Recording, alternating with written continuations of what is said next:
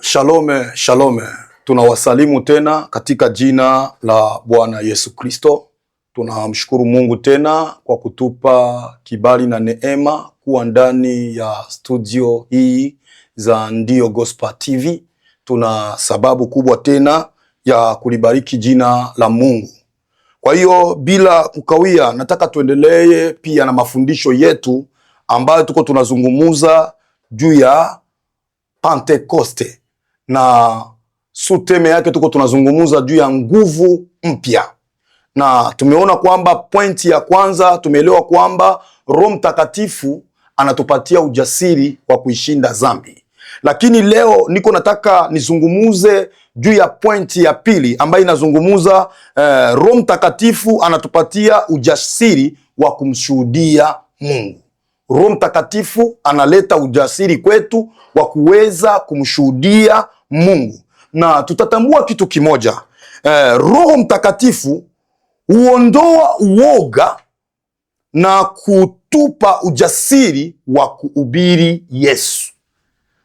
Tunajua kwamba cha kwanza anapokuja ndani mwetu, anapotuingia, anaondoa kitu kenye kinaitwa uoga na anatupatia ujasiri wa kumzungumuza Yesu. Na utaelewa kitu kimoja tunaposoma kitabu cha Timotheo, kitabu cha pili cha Timotheo, waraka wa pili wa Timotheo wa Paulo ambaye alimwandikia Timotheo, sura ya kwanza na mstari wa 7. Usikigisi neno la Mungu linasema.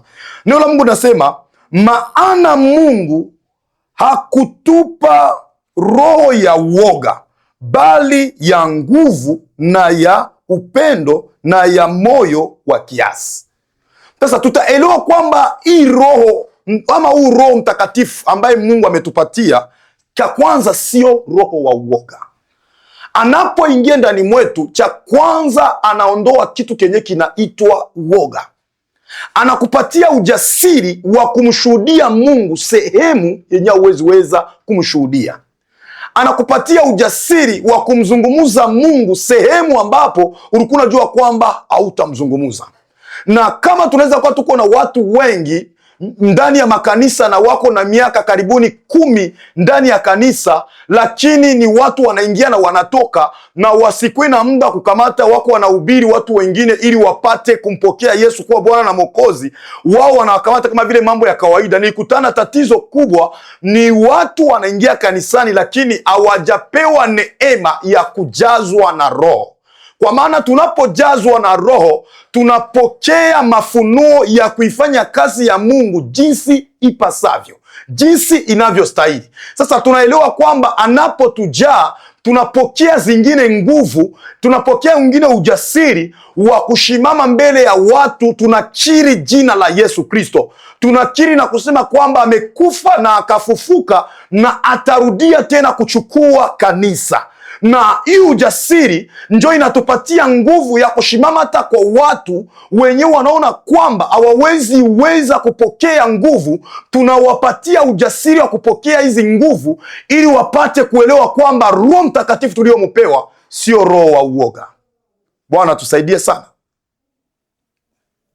Tutaelewa kidogo katika kitabu cha Matendo ya Mitume sura ya 4 mstari wa 8. Sura ya 4 mstari wa 8 inasema hivi: ndipo Petro akijaa Roho Mtakatifu akawaambia, enyi wakubwa wa watu na wazee wa Israeli.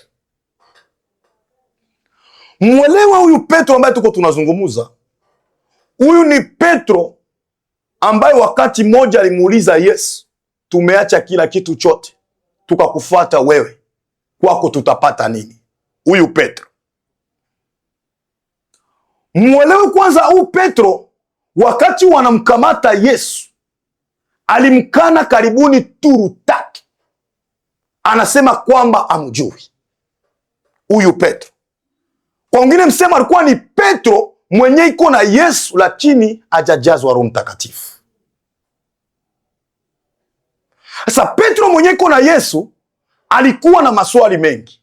Petro mwenye iko na Yesu alifika na kiwango cha kumkana Yesu. Lakini muangalia huyu Petro mwenye amejaa Roho Mtakatifu anashimama mbele ya wazee wa Israeli, anashimama mbele ya Mafarisayo, anashimama mbele ya Masadukayo, anashimama mbele ya waandishi wa vitabu, anawaambia kwamba hatukulewa hii mchana, si pombe, lakini tumelewa Roho Mtakatifu. Ni nguvu za Roho Mtakatifu. Uangalie wakati huyo juu ya ujasiri. Unaposoma neno la Mungu vizuri, wakati wametoka wameshajaa, Biblia inatuambia kama watu karibuni 5,000 kwa hiyo siku wameokoka.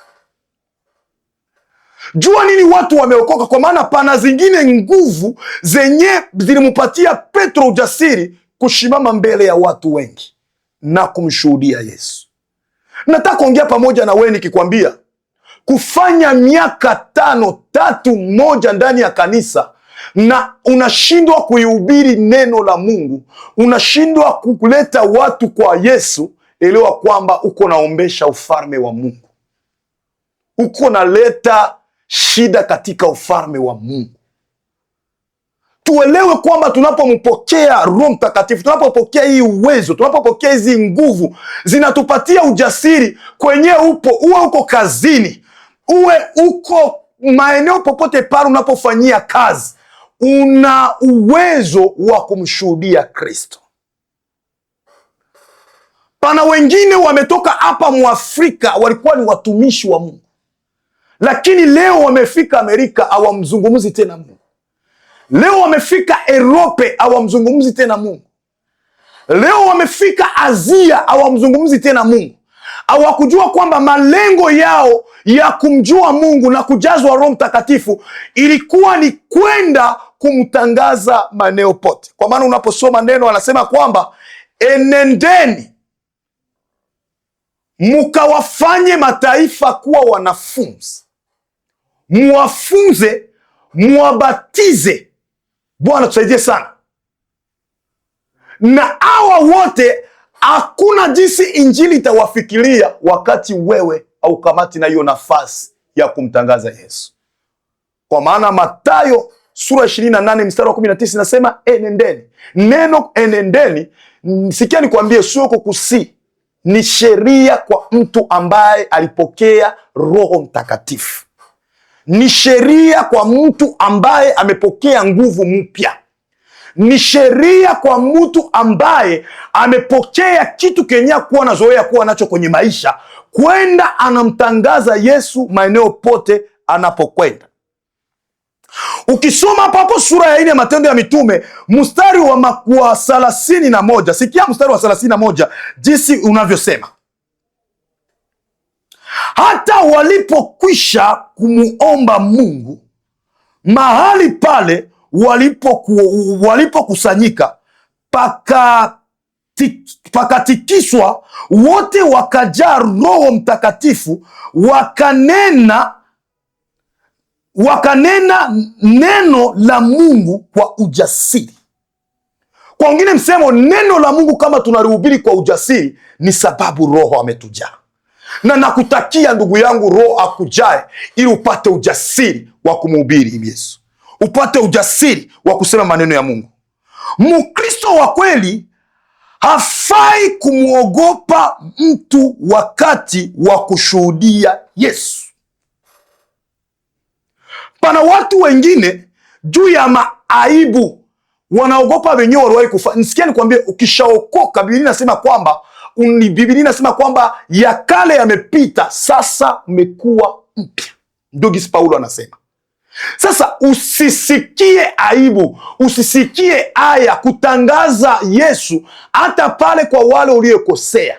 Usisikie aibu kumtangaza Yesu wakati ushaokoka hata kwa wale ambao umeiba, hata kwa wale ambao umeuiwa kwao. Umtangaze Yesu, uoneshe kwamba pana nafasi amekutoa, pana kitu ameweka ndani mwako. Na Roho Mtakatifu hutupa ujasiri na nguvu ya kusema kweli. Utelewa kwamba unapompokea anatupatia ujasiri, anatupatia zile nguvu ya kusema kweli, ujasiri wa kusema kweli. hapana uongo. Mtu mwenye anajaa Roho Mtakatifu adanganyaki tena, kinywa chake akisemaki uongo, kinywa chake kinapashwa kusema kweli.